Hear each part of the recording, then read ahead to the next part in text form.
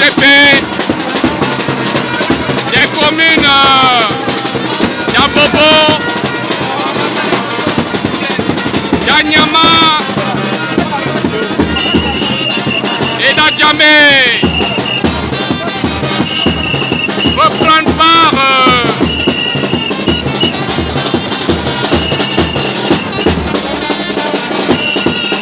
aux législatives en tant que candidat.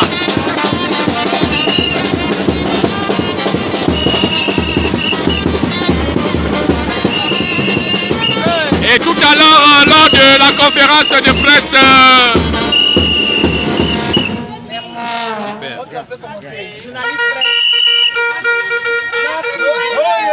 elle va nous éclairer.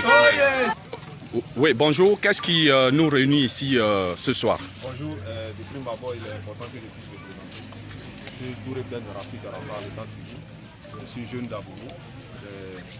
Je suis à la sortie de l'âge de la jeunesse, parce qu'on nous dit souvent qu'un jeune, celui qui est âgé de 18 à 35 ans. Je suis étudiant, inscrit en maîtrise de criminologie. Je suis responsable politique à Abobo. Je suis président du comité de base. Je suis aujourd'hui coordinateur régional au niveau de l'union des jeunes du RHDP en charge de l'association mouvement de soutien. En quelque sorte, je suis un jeune d'Abobo. J'ai candidaté au poste de député de la commune d'Abobo au nom d'un grand parti, c'est notre parti. C'est le parti que nous a légué le président Félix Houphouët-Boigny par sa domination, qui est le rassemblement des progressistes de la démocratie. Nous sommes ici rassemblés, c'est la volonté des jeunes.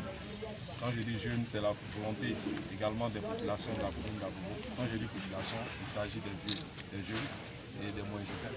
Nous sommes ici, nous sommes venus ce soir, comme l'a demandé notre grand parti, le rassemblement des sportifs de la démocratie, venir déposer notre intention de candidature, notamment porter la voix des sans-voix à l'hémicycle. Le président l'a dit dans son dernier discours. Mais maintenant, il est important de pouvoir faire la place à une nouvelle génération. Et les générations se suivent et se succèdent.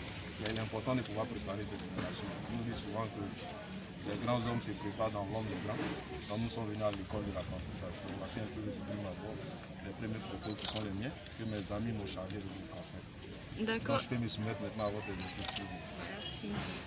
Quelles sont les perspectives de votre candidature et que pensez-vous pouvoir changer? Qu'est-ce que vous pouvez faire? Qu'est-ce que vous pouvez faire qui n'a pas été fait auparavant? Il est important quand même pour pouvoir répondre à cette question, de pouvoir briser un peu un certain mythe. Le député n'est pas un agent de développement. Le député n'est pas celui-là qui crée les conditions notamment pour qu'il y ait des routes, des infrastructures. Mais le député est un accompagnateur.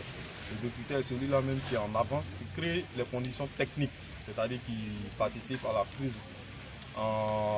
prise des grandes décisions, qui prend les lois qui vont véritablement permettre à ce que toutes ces populations qui sont à Abobo puissent se sentir dans la gestion, quand on dit la gestion législative. Donc voici un peu. Donc dit, qu'est-ce qui n'a pas été fait? Je pense que tout a été fait. Tout ce qui était humainement possible par l'ancienne liste qui était conduite par le RHDP au niveau de la commune d'Abobo a été fait. Toutes les promesses ont été réalisées. Mais comme on le dit, on nous dit souvent que à chaque génération a sa mission. Soit on l'a compris ou on l'a trahi. Nous avons décidé, nous également, au lieu de nous poser la question de dire qu'est-ce que Abobo a fait pour nous, qu'est-ce que la Côte d'Ivoire a fait pour nous, qu'est-ce que l'État devait faire pour nous et qu'on n'a pas pu faire, de nous poser cette question pour paraphraser l'ancien président Abraham Lincoln qui disait, au lieu de te soucier de ce que les États-Unis ont fait pour toi, pose-toi la question, qu'est-ce que toi-même tu as fait par l'édification des États-Unis. Donc, jeunes d'Abobo aujourd'hui, notre première intention, c'est d'apporter notre contribution pour que Abobo là reste toujours haut. Pour que véritablement au niveau de la nouvelle législative qui va s'ouvrir dans 3 mois, on puisse sentir cette vigueur, on puisse sentir cette détermination et cette constance dans le travail de la jeunesse. Donc voici un peu ce qui motive un peu notre candidature. Timothée Gueffo, est-ce que demain, si votre candidature n'est pas retenue par la direction, est-ce que vous êtes prêt aujourd'hui à suivre ceux qui seront retenus? Vous savez, je ne vais même pas vous laisser terminer la question. Parce que nous, pour nous, on dit qu'un militant, c'est un militaire. Et je l'ai dit, je crois que vous pouvez quand même consulter les différents dossiers et dépôts de candidature. On nous demandait de pouvoir déposer notre CV politique. Notre CV politique, c'est vrai que nous sommes très vieux. On le dit souvent que quand la calvitie va au village des vieux et qu'elle ne le trouve pas, elle se pose sur la tête des jeunes. Il y a longtemps que nous sommes des gens quand même. On est des vieux jeunes. Parce qu'il y a longtemps que nous maîtrisons la maison et nous savons qu'un militant, c'est celui qui est discipliné. Et la discipline d'un parti voudrait que avant que la direction puisse prendre une décision, qu'elle puisse consulter la base. Et cette discipline aussi veut que la base aussi puisse respecter la discipline du parti. Nous sommes disciplinés. On nous avait demandé de déposer une caution de 500 000. Une caution de 500 000. Donc quand on trouvait que c'était quand même une condition qui allait venir écarter certaines personnes. Donc nous pensons que c'est le jeu démocratique. Une élection quand même a besoin d'un petit moyen. Et ces jeunes que vous voyez, ces amis que vous voyez, se sont mobilisés. Et ça, je vous le dis au nom de ma femme musulmane, ils se sont mobilisés pour trouver les 500 000. Camarades jeunes, est-ce que si notre candidature n'est pas retenue comme on le souhaite, est-ce que vous pensez qu'il ne serait pas bon d'accorder encore notre confiance au RHDP, au président Alassane Ouattara? Donc nous sommes disciplinés, nous sommes en ordre de bataille pour le parti. Pas pour notre personne, mais pour le parti. Merci. Nager. Pour ceux qui nous connaissent, pour ceux qui connaissent un peu, qui suivent notre histoire, au niveau de notre progression, que ce soit associatif, que ce soit dans le monde syndical, que ce soit dans le monde politique, ils savent très bien que nous sommes des hommes disciplinés. Si vous voyez que nous sommes aujourd'hui à jour J-1 du deadline des dépôts des intentions de candidature au niveau du parti, et que c'est maintenant qu'on se signale, c'est parce que l'intention étant, il a fallu quand même respecter un certain nombre de procédures, il a fallu quand même consulter un certain nombre de responsables. Parce que vous savez qu'on ne dit pas sur une ambulance, on ne dit pas sur une ambulance. Si notre candidature était celle-là qui allait apporter la discorde entre les cadres d'Abobo, je vous dirai tranquillement qu'on n'allait pas la trouver. Si notre candidature était celle-là qui ne réunissait pas les différentes intentions des jeunes, quelqu'un le disait tout à l'heure, on n'est pas obligé de faire l'unanimité à 50% ou à 100%. Mais celui qui fait déjà l'unanimité à 49%, je crois que c'est cette candidature. Et cette candidature ne souffre d'aucun soupçon. Cette candidature ne souffre d'aucun doute. C'est une candidature des jeunes, c'est une candidature des femmes, c'est une candidature de toute la population d'Abobo. Mais il est important quand même que quelque chose soit porté par une équipe. C'est cette équipe-là, l'union des jeunes du RHDP d'Abobo, à Niama, chargée des mouvements et associations. C'est eux qui portent ma candidature, c'est eux qui portent cette candidature parce que c'est la leur. Mais c'est la candidature de toute la population d'Abobo. Qui veut un changement, mais le changement, ce n'est pas pour effacer ce qui s'est passé. Nous le disons toujours que nous sommes pour la passation de pouvoir entre les générations. Mais nous ne sommes pas pour les conflits d'intérêts, pour les conflits des générations. Je pense qu'on doit s'embrasser ensemble, entre l'ancienne et la nouvelle génération, pour créer ensemble ce pacte ancien-là, qui va ramener, consolider la paix et la cohésion sociale. C'est notre leitmotiv, notamment c'est notre ambition et c'est notre projet. C'est ce projet-là que nous voulons porter au niveau de l'hémicycle. Quel message à l'endroit de cette jeunesse que vous représentez? Le seul message que nous voulons, c'est dire aux jeunes d'Abobo de rester, d'avoir confiance en nous,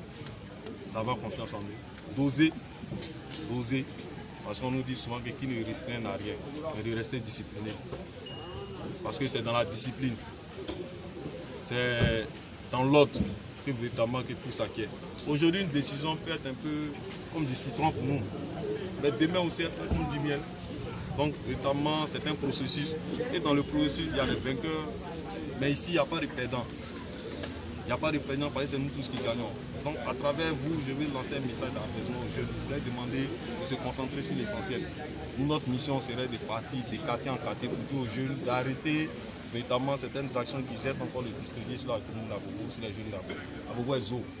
Et notre message c'est de rendre Abobo encore plus zo. Merci. Au niveau d'Abobo, il décide aussi de se présenter ici. Est-ce que vous avez les moyens de pouvoir mener cette campagne? Donc, très belle question. Je crois que mes amis ont répondu. Je crois que mes amis ont répondu. Il n'y a pas de dinosaures et de tyrannosaures et de petits à Abobo. Il y a des militants. Et ces dinosaures, je ne sais pas à qui vous faites allusion, c'est nos pères, c'est nos mères. C'est eux qui nous ont appris véritablement comment faire nos premiers pas, comment véritablement placer les mots. Mais il faut dire qu'à Abobo, il y a une liste. C'est une liste de 6 et de 6 citoyens, il y a 12 postes.